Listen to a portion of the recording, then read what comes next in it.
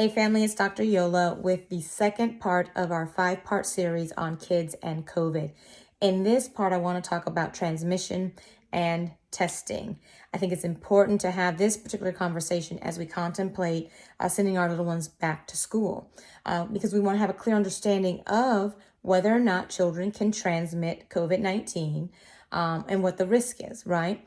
Based on evidence, what we do know is that children can transmit COVID-19 to adults and to other children. The issue is exposure versus infection. In order for a child to be able to transmit COVID-19, they have to have actually manifested or developed the infection. But not all children who are exposed to COVID-19 go on to develop COVID-19 infection. There's a difference. So exposure is, I come into contact with someone who is COVID-19 positive. I make contact with respiratory droplets and rub my nose, eyes, ears, or breathe it in, right? Now that's exposure.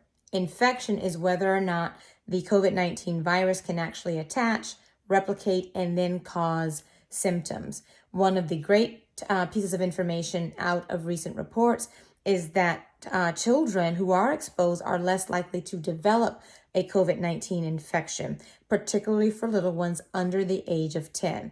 There have been multiple studies demonstrating that children under the age of 10, even after being exposed to COVID-19, are significantly less susceptible to actually developing the infection.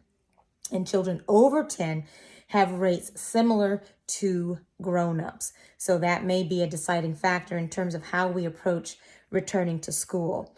The second thing that we have to ask is, do children who are become exposed to COVID-19 and then develop the infection, do they have the same amount of viral load, and do they shed the same amount of virus? Based on multiple studies, the answer to both of those questions is yes. Children develop the same level of viral load, how much virus replicates inside the body, as adults do, and they are able to shed as much virus as adults. The question is whether or not that is also age dependent in terms of that less than 10 and greater than 10 age range.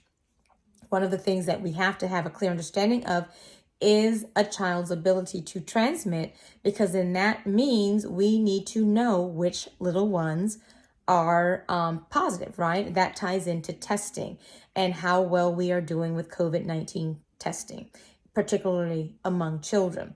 Now, historically, the notion has been with testing that unless you fit into a specific category, you don't qualify for testing. And those categories historically included coming into contact with someone with a known positive COVID-19 test, being either elderly, having a chronic disease, or being immunocompromised and having come into contact with someone with COVID-19 or having traveled to a high-risk country.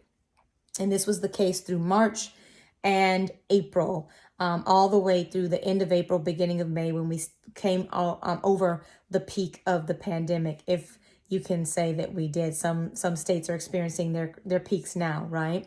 But that was sort of the rule of thumb, is that you had to be symptomatic, or you had to be in a high-risk group, or you had to have come in direct contact with someone who was COVID-19 positive in order to get a test. Children were not on the radar for the most part in terms of testing until around May, when we started to see testing sites specifically designed for children to be tested. And unfortunately, as of August, as of last week, some of these same testing facilities are now being shut down. Here in my local area, our children's hospital, who stepped up to the plate to provide testing for our little ones, actually stopped doing their drive-through testing just last week. And for me, as a mom, as a pediatrician, as a public health person, one of my biggest concerns is that we are reducing testing when I think that we should be increasing testing, especially as we're having conversations about our children returning to school. We won't know the prevalence or the number of children who have COVID-19 in order to assess the risk for transmission until we test to confirm whether or not the child has COVID-19. Why not do widespread testing before children go back to school to have a clear understanding of who is at risk for transmitting the virus? that would be a strategy that I would recommend as we consider our return to school strategies. So when we look at specific states, so across the continental U.S. and of the 50 states, the American Academy of Pediatrics and the Children's Hospital Association collected data to look at how are children being tested. And of 50 states, only 8 states had data to report out about how well children were being tested. Within these 8 states, the percentage ranged between around 3% and 11% of all COVID-19 tests being done in the pediatric population. So the rest of them were done in adults. Only between 3 to 11% were being done among children. And of the positive tests for COVID-19 within these 8 states, somewhere between 2.5% and 17% of those positive tests were children who had COVID-19. But again, this data is for only 8 states. If we do not test, we will not know. If we do not make this a priority to make sure that our children are tested in the same way that we've made sure grown-ups are tested, we won't know how prevalent COVID-19 is in the pediatric population.